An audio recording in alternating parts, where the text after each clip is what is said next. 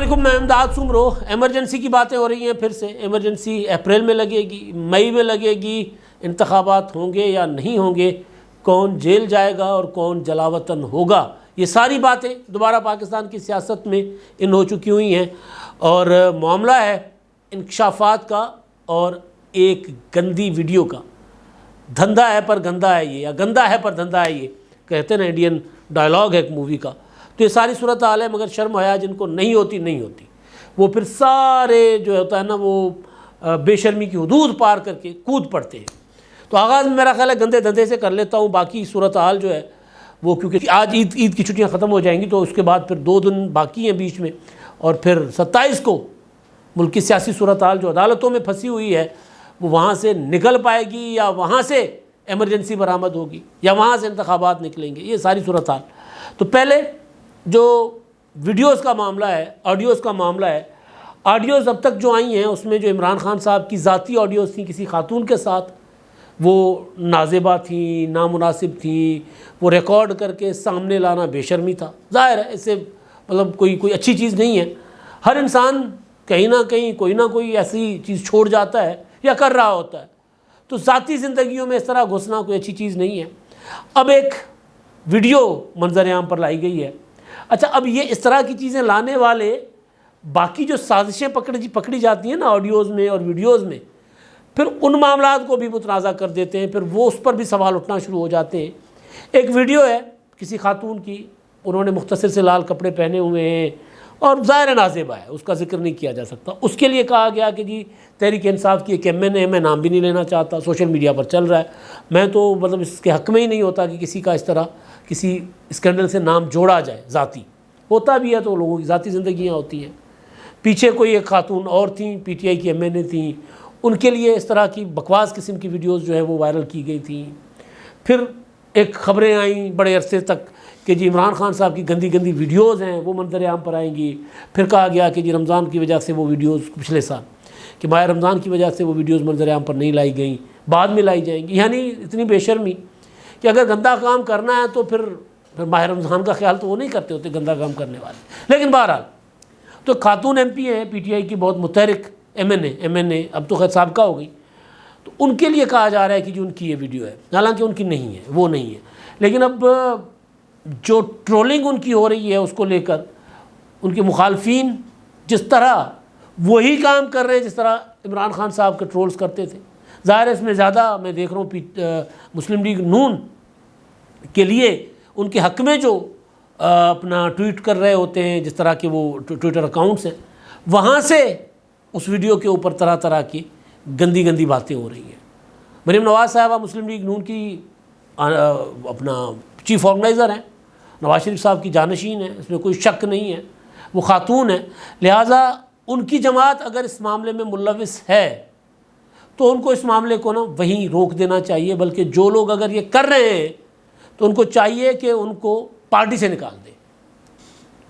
مجھے یاد پڑتا ہے کہ کچھ عرصہ پہلے وہ سندھ اسمبلی میں نصرت سحر عباسی کے متعلق پتافی صاحب نے ایک نازیبہ بات کی تھی، تو وزیر تھے، تو ان کے اوپر نوٹس لیا گیا تھا۔ آصفہ بھٹو زرداری اور بختیار بھٹو زرداری صاحب نے شدید اس پر ریئیکشن دیا تھا اور ان کو معافی مانگنی پڑی تھی اسمبلی کے فلور پر نصرت سحر عباسی سے۔ ابھی ریسنٹلی آپ نے دیکھا ہوگا کہ نبیل گبول نے خواتین کے متعلق کچھ کمنٹس کیے تھے، وہ جو ریپ وکٹمز ہوتی ہیں ان کے متعلق کوئی ایسی بات کی تھی، تو جس پر پھر سوشل میڈیا پر وہ ویڈیو وائرل ہوگی کہ یہ کیا بات ہو رہی ہے بھائی، ریپ وکٹم کو اس طرح کہنا کہ جی اگر ایسا نہیں تو ایسا صحیح۔ تو وہ اس پر پھر نبیل گبول صاحب اپنا وہ جو آصفہ بھٹو اور بختیار بھٹو نے، انہوں نے اور پیپلز پارٹی کی لیڈرشپ نے اس پر اس کی مذمت بھی کی تھی اور شدید ریئیکشن دیا تھا۔ تو ہوا یہ تھا کہ پھر وہ ان کو معافی مانگنا پڑی تھی گبول صاحب کو۔ تو یہ جو چیز میں دیکھ رہا ہوں اس میں اینٹی PTI، پھر اس میں پیپلز پارٹی والے بھی ہیں، تو اس میں مسلم لیگ نون والے بھی ہیں، تو ان کی پارٹی کو چاہیے کہ اگر ان کے لوگ صرف اس بنیاد پر کہ ایک خاتون عمران خان صاحب کے ساتھ کھڑی ہیں تو ان کی اس طرح جو ہے وہ بدنامی کی جائے غلط ویڈیو سے، تو یہ مطلب پھر کوئی نہیں بچے گا۔ یہ حد ہے، اس سے آگے کوئی نہیں جا سکتا، اس کے بعد کچھ نہیں بچتا۔ اسی وجہ سے میں نے گزارش کی کہ کچھ اس طرح کی آڈیوز اور ویڈیوز، اور فرض کر لیں محمد خان بھٹی کی ویڈیو ہے جی، سوال ہو رہا ہے کہ یہ کیوں بنی، محمد خان بھٹی انکشافات کر رہے ہیں۔ فرض کر لیں کہ عمران خان صاحب کہتے ہیں کہ جی وزیر اعظم ہاؤس کی جو سیکیور ٹیلی فون لائن تھی وہ تک ٹیپ ہوتی تھی، اب ان کو اگر اس سے جوڑیں تو پھر وہ متنازع بنا دی جاتی ہیں۔ ورنہ وزیر اعظم ہاؤس میں بیٹھے اگر وزیر اعظم صاحب جو ہیں وہ ایک عام سے سائفر کو ان کی حکومت گرانے کی امریکی سازش قرار دینے کا کی سازش بنائیں، اور وہ سازش جو ہے ویڈیو ریکارڈنگ کے اپنا فون ریکارڈنگ کے ذریعے پکڑی جائے، تو پھر اس کے پیچھے پھر فون کی ریکارڈنگ کا کوئی پھر وہ امپورٹنس نہیں رہتی، کوئی تنازع نہیں رہتا۔ بذات خود عمران خان صاحب کی زبانی کہ جی پرائم منسٹر کا اگر فون ٹیپ نہیں کریں گی ملک کی ایجنسیاں تو اور کس کا کریں گی؟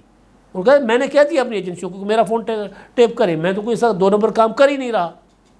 تو عمران خان صاحب نے خود کہا تھا۔ تو اس طرح کا جو گھٹیا کام ہے نا یہ والا، خواتین کی ویڈیوز وہ بھی مطلب ہے نہیں، وہ اگر ہیں بھی تو بھئی کوئی کسی کی اس طرح کی ویڈیوز وائرل کر کے کیا سیاست میں حاصل کرنا چاہ رہے ہیں، سوائے اس کے کہ اپنی تربیت بتا رہے ہیں، سوائے اس کے کہ بتا رہے ہیں کہ جی وہ کس طرح کے، مطلب میں اس سے زیادہ آگے نہیں جانا چاہ رہا۔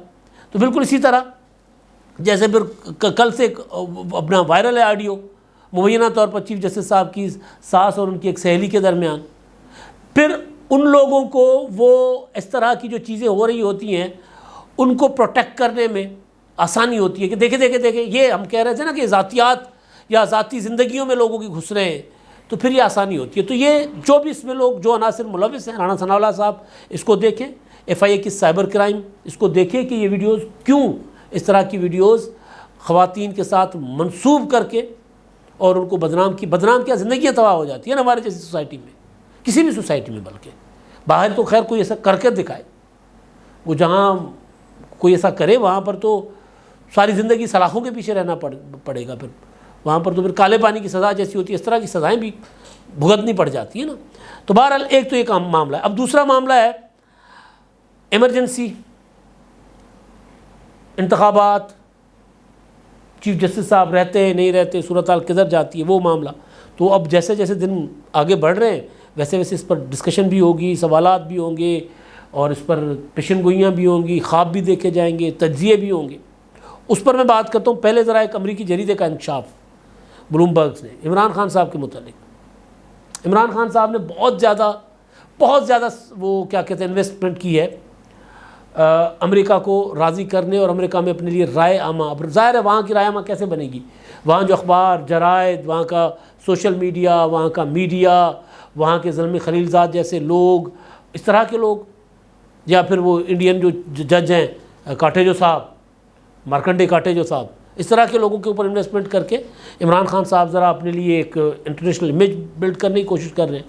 مگر جو وہاں کے ساری انویسٹمنٹ کے باوجود یہ میرا خیال ہے کچھ دنوں کے بعد دوسری بار، پہلے ٹائم میگزین نے عمران خان صاحب کے متعلق بڑے انکشافات کیے تھے، انہوں نے کہا تھا کہ عمران خان صاحب کے پاس نہ کل کوئی معاشی پلان تھا نہ آنے والے کل کے لیے کوئی ہے، صرف اور صرف باتیں، بھڑکے ہیں اور کچھ بھی نہیں ہے، پھوکے ہیں دماغ سے۔ تو بلومبرگ نے جو کہا ہے وہ یہ کہ عمران خان صاحب کی خواہش نے پاکستان کو آئینی بحران میں دھکیل دیا ہے۔ بات بالکل ٹھیک ہے، یہ وہ بات ہے جو مسلسل کرتے آ رہے ہیں۔ خواہش کیا تھی عمران خان صاحب کی کہ کیونکہ میں اقتدار سے آئینی طریقے سے نکال دیا گیا ہوں، لہٰذا انتخابات کروا کر دوبارہ مجھے اقتدار میں لایا جائے۔ اسی لیے انہوں نے آئین توڑا تھا۔ آئین توڑ کر انہوں نے تحریک عدم اعتماد جو تھی اس کو 3 اپریل کو گزشتہ برس انہوں نے تحریک عدم اعتماد کو مسترد کروا دیا تھا ایک غیر آئینی آرڈر کے ذریعے ڈپٹی اسپیکر کے، اور پھر اسمبلیاں توڑ دی تھیں، اور صدر صاحب نے نوٹیفائی کر دیا تھا، اسمبلی توڑنے کا نوٹیفیکیشن بھی کر دیا تھا، ایڈوائز پر عمل کر دیا تھا۔ تو وہ وہاں سے آئینی بحران ہوتا ہے پاکستان کا شروع۔ سپریم کورٹ نے 4-5 دنوں میں 7 اپریل کو اسمبلیاں کر دی تھی بحال۔ پھر سپریم کورٹ نے عمران خان صاحب کو پنجاب دے دیا تھا واپس، اور وہ دے دیا آرٹیکل 63A کی تشریح کر کے عمران خان کی خواہش، تحریک عدم اعتماد کا وجود ہی ختم کر دیا۔ تو اس سے نکلے پرویز الہی صاحب وزیر اعلیٰ کے طور پر سامنے آئے۔ عمران خان نے پرویز الہی صاحب کے گلے پر انگوٹھا رکھ کر ان سے اپنا اسمبلی توڑوا دی، خیبر پختونخوا کی اسمبلی بھی توڑوا دی۔ یہاں سے بحران شروع ہوا، حکومت مخمصے میں پڑ گئی، کہ بھائی کس طرح کریں. انتخابات پنجاب کے اگر عام انتخابات سے 5-6 مہینے پہلے ہوتے ہیں یہ تو صورتحال گڑبڑ ہو جائے گی. جو بڑا صوبہ ہے وہاں اگر کوئی ایک پولیٹیکل پارٹی جیت جاتی ہے، چاہے نون لیگ ہے چاہے پی ٹی آئی ہے، تو اس کا اثر تو پڑے گا عام انتخابات اور چھوٹے صوبوں پر. معاملہ سپریم کورٹ نے خود نوٹس لے لیا. بلومبرگ لکھ رہا ہے کہ جی سپریم کورٹ نے خود نوٹس لے کر معاملے میں چیف جسٹس صاحب خود کود پڑے اور بحران سنگین ہو گیا. تو عمران خان صاحب کی خواہشات پر چلتے چلتے بحران سنگین ہوتا جا رہا ہے. اور چیف جسٹس صاحب اور ان کے ساتھی جج صاحبان کے متعلق جو ان کے قریبی جج صاحبان ہیں ان کے متعلق قمر جاوید باجوہ صاحب کہہ چکے ہوئے ہیں کہ جی وہ تو اپنی بیگمات کی فرمائش پر فیصلے کرتے ہیں، ان کے دباؤ میں آ کر فیصلے کرتے ہیں.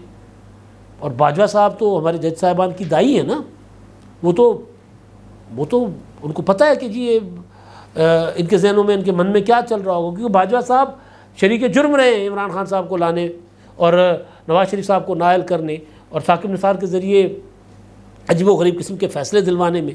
تو وہ تو یہ کہہ سکتے ہیں باجوہ صاحب کو نوٹس کر کے چیف جسٹس صاحب کہیں کہ جی آپ ہمارے لیے کیا فرماتے رہے جی، جناب آئیں نا ذرا ادھر حساب کتاب دیں. کر سکتے چیف جسٹس صاحب، نہیں کر رہے. تو بہرحال تو یہ خواہشات جو عمران خان صاحب کی ہیں، اب امریکی جرائد بھی یہ کہنا شروع ہو گئے ہیں. ایک کہتا ہے کہ جناب عمران خان صاحب کے دماغ میں بالکل کوئی شے ہے ہی نہیں بیرونی جرائد. دوسرا کہہ رہا ہے کہ جناب عمران خان صاحب کی خواہشات کے اوپر عمل کر کے سپریم کورٹ آف پاکستان نے پاکستان کو، یا ان کے اوپر فیصلے کر کے سپریم کورٹ آف پاکستان نے پاکستان کو آئینی بحران سے دوچار کر دیا. دیکھتے ہیں صورتحال کہاں جاتی ہے. اب یہ آئینی بحران کدھر جائے گا؟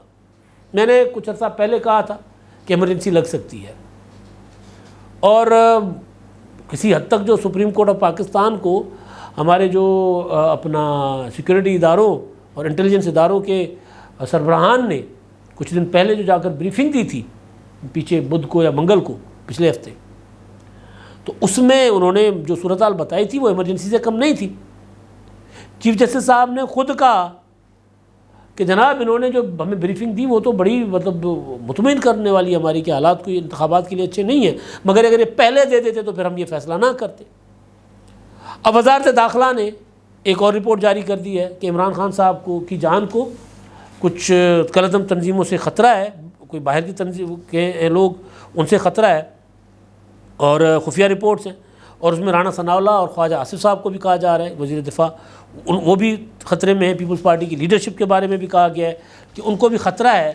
تو اب یہ ساری صورتحال جو ہے یہ کہاں جا کر رکے گی؟ حکومت ہماری کا پورا فوکس سپریم کورٹ کے 27 اپریل کی جو ہیئرنگ ہے اس کے اوپر ہے. اس کا بندوبست حکومت کر رہی ہے کہ مذاکرات ہو جائیں، معاملات کسی ایک نہج پر چلے جائیں، بیٹھ جائیں کسی طرف، تو پھر ہم عمران خان صاحب کو کسی طرح جو ہے وہ منو لیں، تو پھر 1 اکتوبر میں انتخابات پر راضی ہو جائیں، تو پھر باقی معاملات کو دیکھ لیں. تو حکومت تو ادھر دیکھ رہی ہے، سپریم کورٹ کہہ رہی کہ نہیں انتخابات 14 مئی کو ہی کروانے ہیں. تو اب ایسے میں خواب دیکھنے والے سیاستدان ہیں اپنا سندھ کے منظور حسان صاحب، انہوں نے خواب دیکھا ہے. انہوں نے کہا کہ جی وہ تو انتخابات اگر 14 مئی کو نہیں ہوں گے تو پھر ملک میں بہت کچھ ہوگا، پھر ملک میں ایمرجنسی لگ جائے گی. پھر یہ بھی ہو سکتا ہے کہ بڑے بڑے لیڈر جو ہیں وہ جیل میں ہوں، اور پھر کوئی جلاوط بیرون ملک بھی چلے جائیں گے.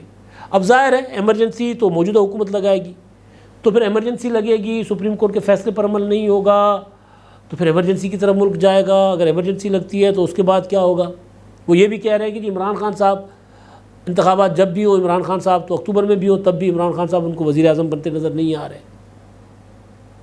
اب اصل صورتحال جو ہے، وسان صاحب کے خواب اپنی جگہ، حالات تو جا اس طرف رہے نا کہ اگر سپریم کورٹ 14 مئی کے فیصلے کے اوپر چیف جسٹس صاحب کی جو ساز کی آڈیو ہے مبینہ طور پر اس کا جو ہے نا وہ ٹوٹل اگر ہم نکالیں کہ جی وہ کیا ہے اس کا مقصد، مطلب جس کو ہم انٹرو کہتے ہیں خبر کا، تو وہ تو ان کو یہ کہہ رہی ہے نا کہ ڈٹ کر کھڑے رہیں آپ، لوگ قوم آپ کے ساتھ ہے. لاکھوں لوگ جو جلسے میں عمران خان کے، وہ بیسیکلی عمران خان کے ساتھ نہیں آپ کے ساتھ ہے.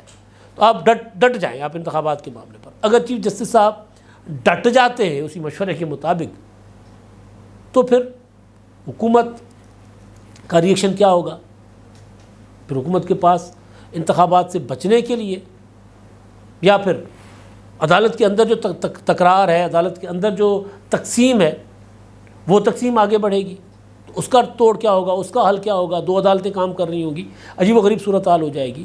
تو وسان صاحب کی تو ایمرجنسی کی جو وہ خواب ایمرجنسی والا وہ تو اپنی جگہ، مگر ملک اگر 27 اپریل یعنی 2 روز بعد 3 روز بعد اگر حالات کسی ایک طرف نہ بیٹھے، کوئی فیصلہ نہ ہو سکا اور اسی طرح صورتحال لٹکی رہی، معلق رہا پورا ملک، تو پھر واقعتاً کسی کو کوئی جیل جائے گا، کوئی جلاوطن ہوگا، مگر اس بار جیل جانے والے یہ حکومت کے جو سیاستدان ہیں جو بھی جیلوں سے رہا ہو کے اس اقتدار میں آئے وہ نہیں ہوں گے، پھر عمران خان صاحب ہی ہوں گے جو روزانہ عدالتوں میں درخواستیں دیتے ہیں کہ جی مجھے گرفتار کیا جائے گا، یا پھر جلاوطن ہوں گے بھی تو عمران خان ہی ہوں گے، جن کے متعلق کئی بار کہا جا رہا ہے کہ جی خان صاحب جو ان کو باہر بھیجنے کی کوششیں جو ہیں ان کے قریبی ساتھی کر رہے ہیں کہ جی آپ ان کو کوئی ان کے خلاف ایکشن نہ لو اور باہر چلے جاتے ہیں۔ اس طرح کی بھی چیزیں غیر مصدقہ نہیں ہے، اس طرح کی بھی چیزیں ہو رہی ہیں، کیونکہ میرے خیال میں عمران خان صاحب کو اسٹیبلشمنٹ باہر نہیں جانے دے گی۔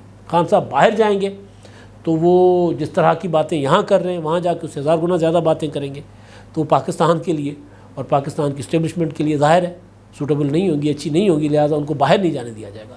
جیل ہے تو وہاں جانے کے امکانات بہت زیادہ ہیں۔ ایمرجنسی لگے گی یا نہیں لگے گی، اپریل میں تو نہیں لگتی، مئی میں پتہ چل جائے گا۔ اب تک کے لیے اتنا ہی، اللہ حافظ۔